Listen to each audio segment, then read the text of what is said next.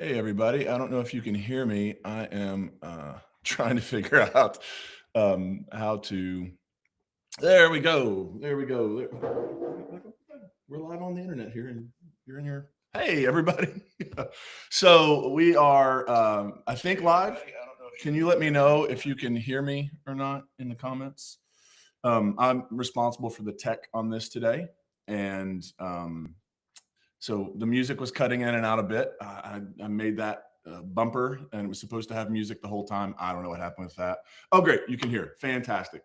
So normally when we do one of these, online only gatherings, we have a little bit better produced. There's music video, there's all of that. But when 99% of your team who produce those sort of things are without power all week long, then you have to get creative. And creative for us is today will be me just giving you a sermon here live, and then we'll upload it to the podcast. So folks who didn't get to see this technological masterpiece can enjoy it.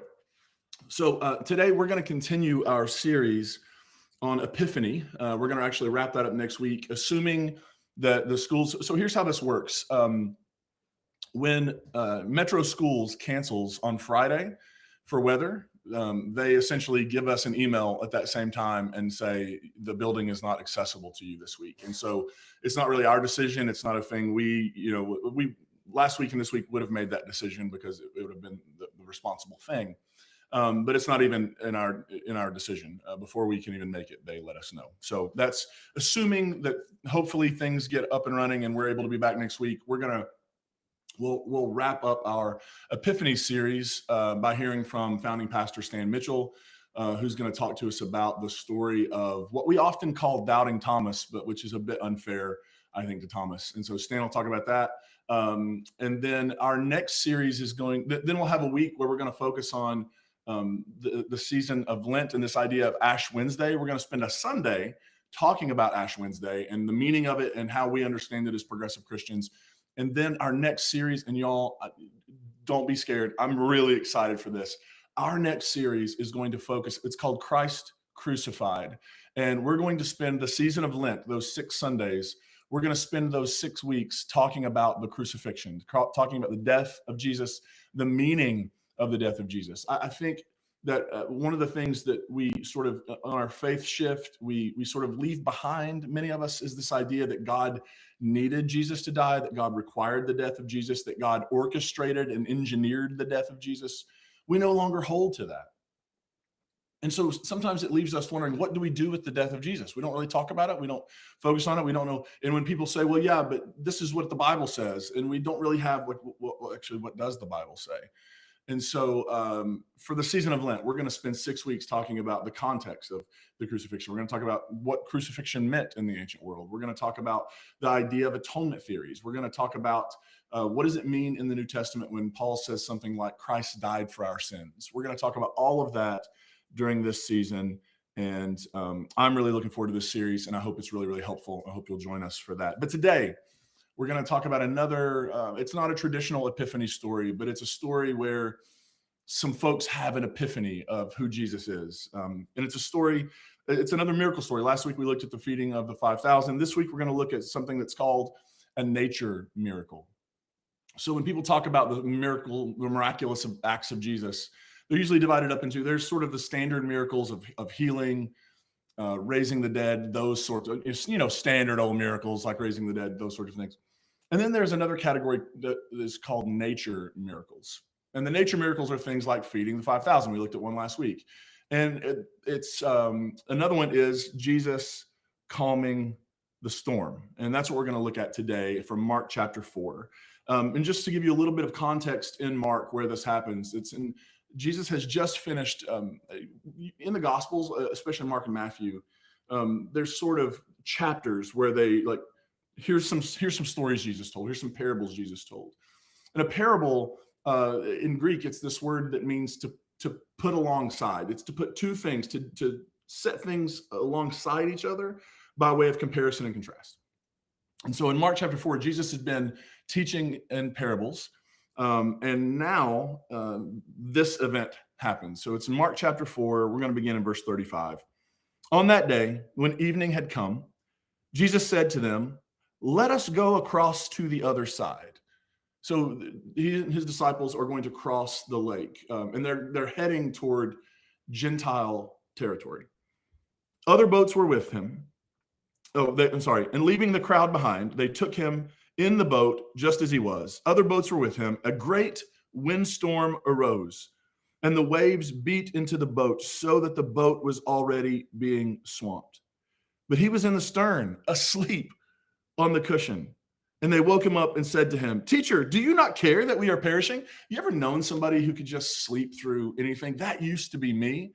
When I was younger, I could sleep through anything. I've successfully managed to sleep through a small earthquake and a possible tornado about 20 years ago. Now, if the house creaks, I wake up. But back in the day, I could sleep through anything. And this, you have Jesus in this boat. A big windstorm has shown up out of nowhere, and Jesus is just asleep on the boat. And they say to him, "Do you not care that we're all about to die?" Essentially. And waking up, he rebuked the wind and said to the sea, "Be silent, be still." Some translations, even though the word peace is not actually in the text, have chosen, and I think it's a lovely rendering, even though it's technically inaccurate. But Jesus will say, "Peace, be still." Speaks to the wind, "Peace, be still. Be silent, be still." And when he spoke these words, the wind ceased and there was dead calm. He said to them, "Why are you afraid? Have you no faith?" And they were filled with awe and said to one another, "Who then is this that even the wind and sea obey him?" Who is this that even the wind and sea obey him? So here's what I want to do in this sermon. I want to talk a little bit about sort of the standard interpretation of this text and why I think it comes close to the meaning but misses it. And then I want to talk about an allusion to a story in the Hebrew Bible that I think Mark is also playing off of. I want to talk about the third thing I want to talk about is this image of the sea and when the sea is kicked up and why that seems to be prevalent in the Bible. And finally, I just want to then offer some practical applications and takeaways because I don't know about you, but it seems like to me that we're living in a bit of a storm right now. It seems like the wind and the sea are angry, and I get the disciples' sentiment. Don't you care that we're perishing? It feels like everything is coming undone right now, especially for those of us living in the United States of America. So, not especially, but you get what I'm saying. And so let's start with this. I want to start with the standard interpretation of the story. It goes something like this. By demonstrating power over the wind and sea, Jesus reveals himself to be God, particularly because he's doing things God is presented as being able to do.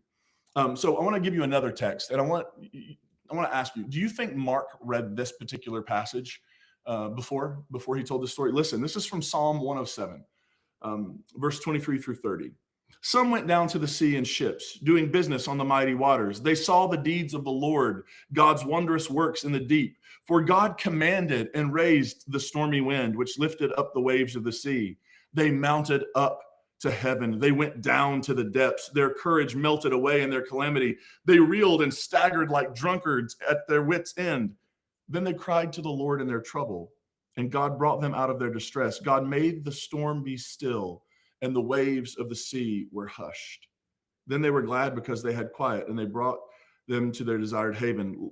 Let them thank the Lord for God's steadfast love, for God's wonderful works to humankind. Let them extol in the congregation of the people and praise God in the assembly of the elders. Do you think maybe Mark had read that? A psalm about some folks who had been on the sea and a storm arose and they were afraid they were going to die, and God brought calm to the sea. And so the standard interpretation, I do think, Mark, and then you have Psalm 89, verse 9, you, God, rule the raging of the sea. When its waves rise, you still them. Jesus is presented here as doing things that only God does. And I think these texts are at least in the back of Mark's mind as he crafts this story about Jesus calming the storm. But I do not think Mark's point of this is that Jesus is God, as in Jesus is the second person of this thing called the Trinity. Because friends, that claim would not be fully developed until the fourth century. We're talking 300 years after the life of Jesus before anybody crafted and coined some really confusing, difficult language about this thing called the Trinity, wherein Jesus is the second person of the Trinity, but also God. We're not even going to get into that today. But I don't think that's what Mark is doing. I don't think Mark is saying Jesus is God in the way we would understand the phrase. I think Mark is doing something deeply Jewish. And here's what I mean. In the Jewish tradition, if somebody is an authorized agent or emissary for someone else, they act as that person with the authority of that person. So, for example, when God would send a prophet, when the prophet would speak, God was speaking. Does that make sense? Or when God would send an angelic messenger to give a message to somebody, when that angel showed up and said something, God was saying something. I think Mark is saying that Jesus is God's agent, God's representative, meaning that what he does and says carries the weight and authority of God, as if God's self, were doing it. So for Mark, and we're going to see this developed a little more, Jesus is a human being embodying God's liberative work and mission in the world, so that when Jesus shows up, it is appropriate to say we have heard from God. But that's only part of the meaning. Let's look at an allusion to the Old Testament, the Hebrew Bible. And that's with the story of Jonah. One of my favorite stories in the whole Bible is the story of Jonah. I think it is foundational. I think it is a central story to understanding what it means to be human in the world. And here's what I mean. If we do not learn, here's sort of the message of Jonah. If we do not learn to love our enemies and to seek the well-being of everyone, then we are in big, big, big, big trouble. That's why when people are like, oh my gosh, the Bible's just so irrelevant. Really? Because that story is old and we have not mastered that yet. Like, I think we could probably, in every church in America, every single Sunday, just focus on what if we loved our enemies and loved our neighbor? And we could spend our time in some rich, meaningful work. But the story of Jesus and Jonah, if you think back to Jonah, Jonah is called to go preach to Nineveh. Jonah is from Israel. Nineveh is in Assyria. They are enemies. And actually, Nineveh, Assyria, would eventually wipe out Jonah's people. They're enemies. And God says to Jonah, go to Assyria. I want you to preach. And I want you to tell them that they're about to be wiped out. And Jonah's like, go warn them? No way am I going to warn them. Actually, I want them to be wiped out. So Jonah goes the other direction. And he boards this ship headed to a place called Tarshish, which is just saying like as far away as you could possibly go. And what happens when Jonah is on the boat? Well, he goes to sleep. And while he's asleep, a violent storm shows up. He's asleep below deck. The sailors on the boat panic. Jonah seems not real worried about the whole thing. He tells them, well, I don't know. This could be my fault. I'm running from God and I'm going to be thrown overboard. And Jonah's thrown overboard and he's swallowed by a big fish. And that's where the stories maybe seem to diverge, but I think we could actually make a case they don't. But because Jesus is sort of doing the opposite of Jonah. But if you go to Mark 4, Jesus is on a boat, asleep on a cushion. A violent storm arises. The disciples panic. Jesus seems unconcerned. And then Jesus calms the storm. So look, maybe we're being given this illusion here that Jonah is a prophet who resists God's command, but Jesus obeys. And where is Jesus going here? He's going to Gentile territory. He's going to the other. He's going to the heart of essentially where the empire is. Jonah's voyage was to escape God's calling, but Jesus goes towards it, toward the place God has called him to go. Even when this particular story, Jonah essentially runs away, but Jesus runs toward. And when Jesus runs toward, he eventually is going to be executed by the empire. Jesus stands in the face of the unknown with courage and conviction. Which, let's say something quickly about the sea.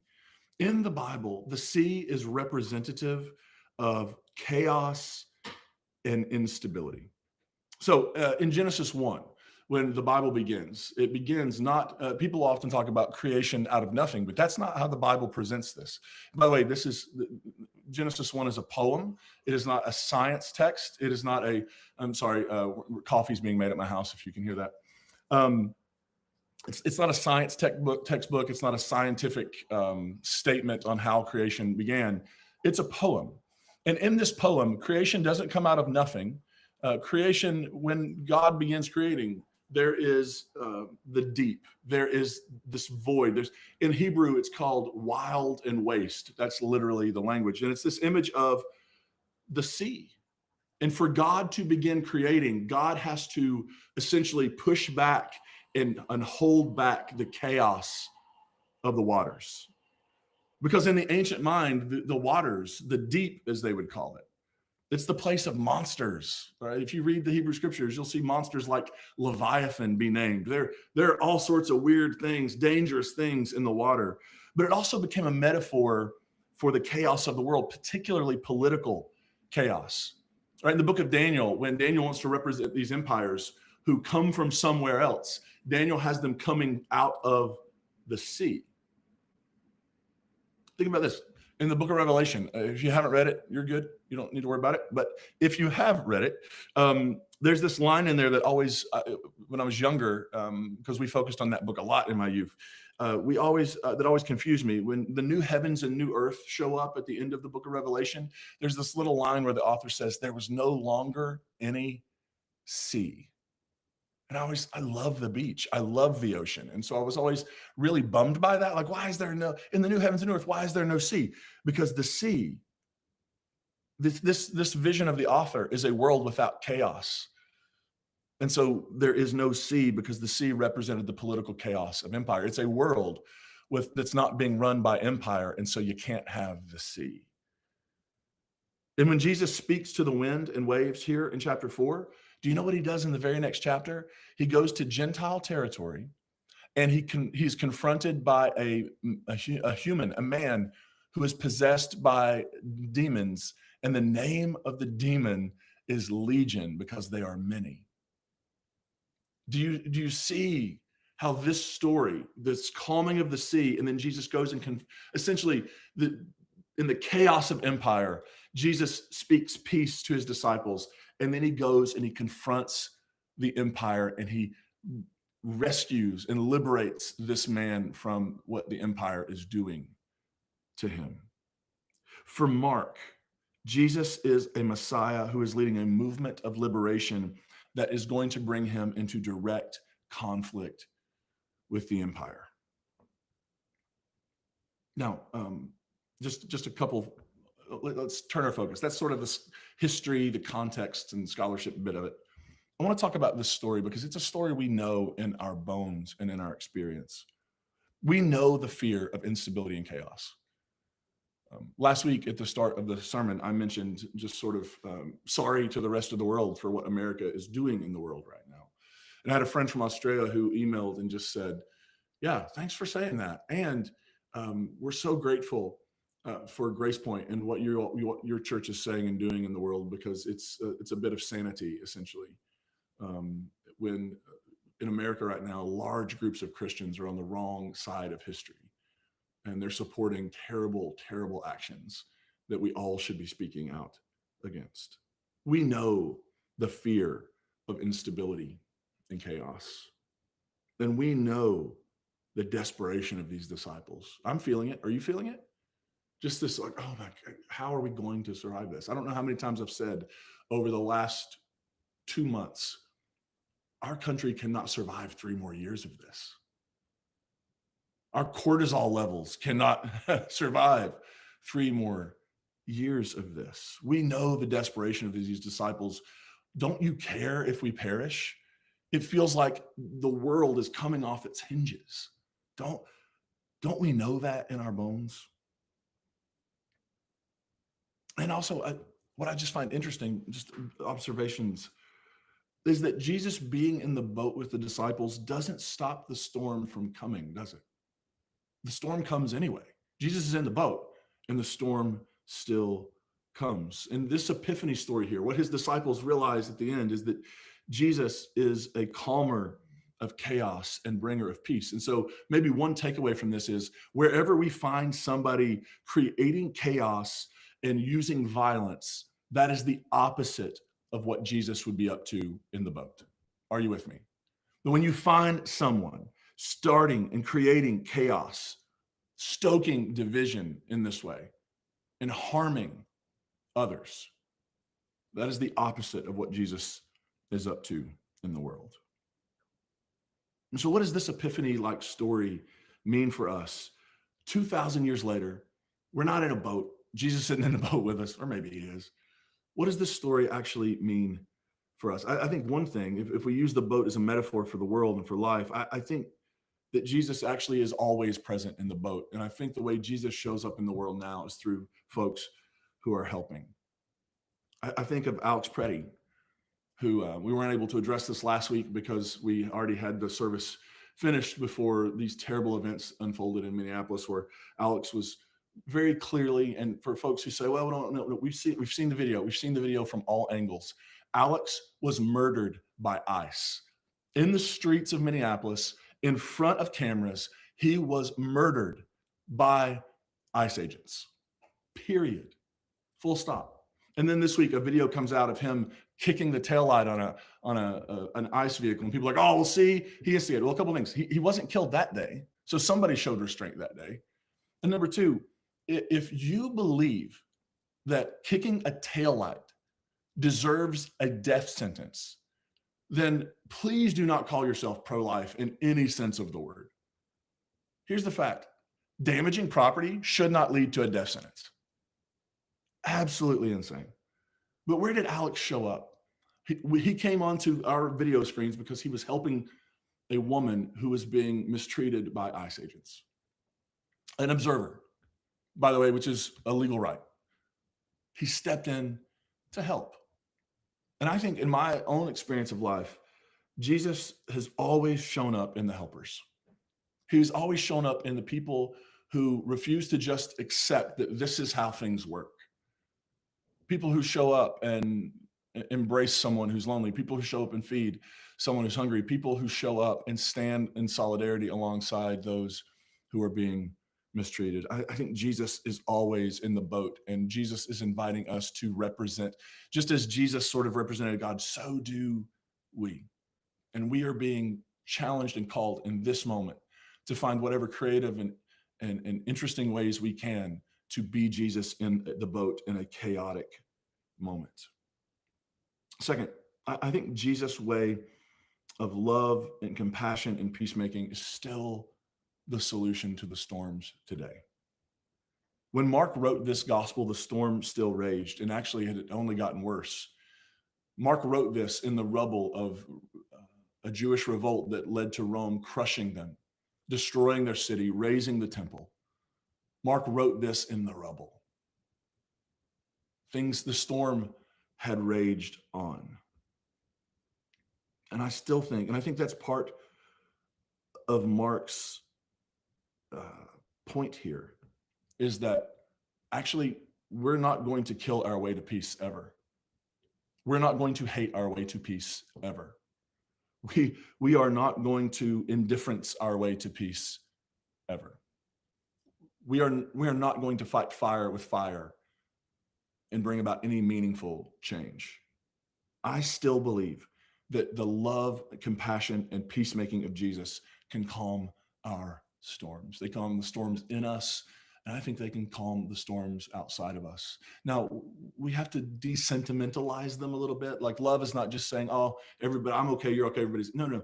Love is looking at people, looking at, for example, the regime running this country at the moment and saying, no, this is not who we're going to be. We're going to protest you. We're going to do everything within our constitutional powers to stop you from destroying our country and destroying this world. We're not going to fight fire with fire, though. Love demands. I think Cornel West is the one who said it. Love. Justice is what love looks like in public. So to say love does not mean to sort of give up. Actually, love is what motivated. Love is what motivated Jesus. Love is what motivated Gandhi. Love is what motivated Dr. King. All the great change makers in the world who brought about meaningful, transformative change. If you look into their story, you will find their motivator was not hate of their enemy, but it was love for their neighbor and even love of their enemy. I think as we begin Black History Month, I think of Dr. King, who talked about his enemies. And he referred to them as being sick. because hate is a sickness. It's an illness that threatens. It's a cancer that threatens you at the very core of who you are. We cannot give in and give way to hate as being our motivator. I think Jesus' way is still calming storms. I also think Jesus teaches us something about peacemaking. And I say this with all deep respect to folks who would call themselves pacifists, but Jesus' peacemaking is not pacifism. Jesus doesn't stand in the boat and look at the disciples and say, just let the storm rage on, which may, I'm trying not to break into that song from Frozen right now. Jesus doesn't say, let the storm rage on. It's not pacification, and it's not avoidance. Jesus doesn't say, like, if we just pretend there's not a storm, if we just pretend like things aren't bad, or Jesus doesn't say, like, I have this privilege that I'm sort of exempt from the big impact of the storm. It's one thing to look at what's going on in our country and say, well, that's in Minneapolis, right? That's all the way in Minneapolis. That's not our problem in Nashville or wherever you live. That's not our issue. But one of the things I think hopefully we've learned is that we are all so deeply interconnected that an issue on a place on the other side of the world is an issue that affects us as well. That's just the reality of the situation. We can't avoid it. We can't allow privilege to insulate us from seeing it, because there is no peace for me without peace for you. But peacemaking brings a challenge to the forces of chaos and death. It offers a different way. It offers an alternative vision for the world. Friends, it takes deep courage to stand in the middle of a storm and speak peace to it. It takes deep, deep courage to look at the forces of chaos and death with conviction and faith and say, peace, be still. And then to begin embodying that. This story invites us to trust that peace can exist even within a storm like the one we're living in. And that's because peacemaking begins with us. It begins within us. It starts with us. Peacemaking names how not normal all of this is. Right? Jesus was not executed because he just said, hey, look, love everybody. Of course not. Rome doesn't execute people for just saying love everybody. Jesus shows up embodying love for the world and looks at the empire and says, this isn't normal. None of this is normal, and it's not okay. Peacemaking is also grounded in a conviction about how things could be, and I would even argue should be. And it also is grounded in a trust that when we do the right thing, when we show up and when we stand up for goodness and justice, whatever happens, it is not wasted. Jesus speaks peace to the empire. He goes over and liberates somebody from the effects of empire. And at the end of this story, he is going to be executed by empire. And friends, nothing on that journey was wasted. Then the empire adopted his story and turned it into something about an afterlife somewhere else. And Christians have struggled, but that story was not wasted. That story lives on in us and through us. Peacemakers, when we show up for peacemaking in the world, we become midwives, helping a new kind of world to be born. When I was a kid, my grandpa was the pastor of, my maternal grandpa was the pastor of the little Free Will Baptist church I grew up in. And occasionally, he and my mom and my grandma would sing. Now, our services were, I call them pneumatic. The word pneuma is spirit in Greek, and it was all real spirit driven. And so when we would show up to church, you didn't know what songs were going to be sung, who was going to sing special music. You didn't know what else. You didn't know who was even going to preach. Like, all of that was just sort of, I like to liken it to, if you've ever watched the show Chopped, where you just get a basket of stuff and you have to make something out of it. That was a Sunday morning. Who showed up? Who's going to do what? And some weeks they would sing. And my grandpa's been gone 33 years this year. But sometimes memory can be a blessing and a curse, but in this case, it's a blessing.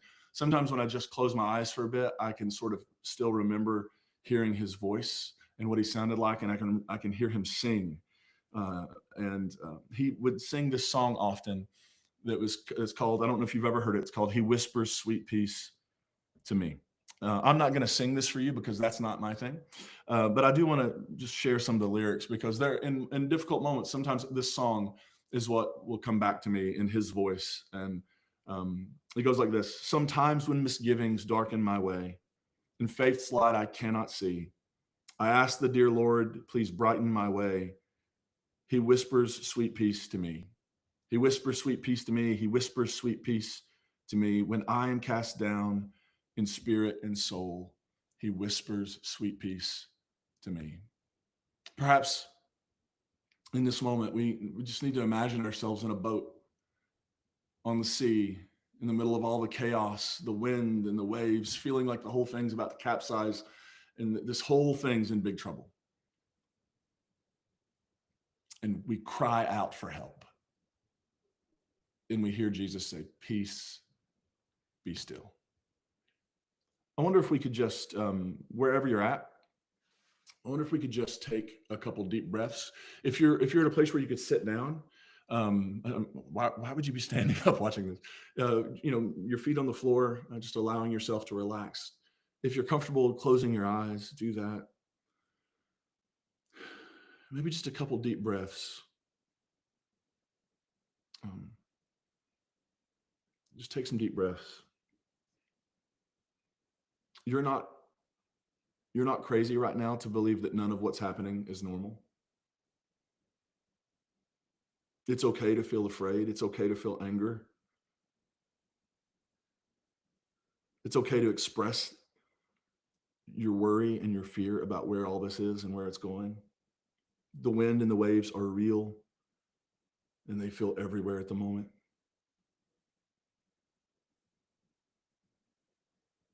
And what I've also been saying to people is that the reality is none of the rest of life stops. And so if you had job issues, if you had money worries, if you had relational fracture, all of that stuff is still happening and we're still dealing with all of that at the same time as all this. You shouldn't feel guilty for having your own stuff going on when the world's sort of falling apart. That's real. And I wonder what it would be like just as an exercise to maybe imagine yourself in that boat in the middle of chaos, looking at Jesus and saying, "Don't you care that we're going to perish?"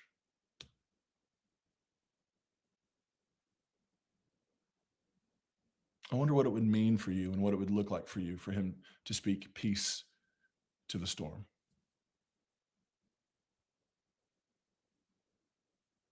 And I wonder what it might mean for us to invite that. And so we don't give homework every single week.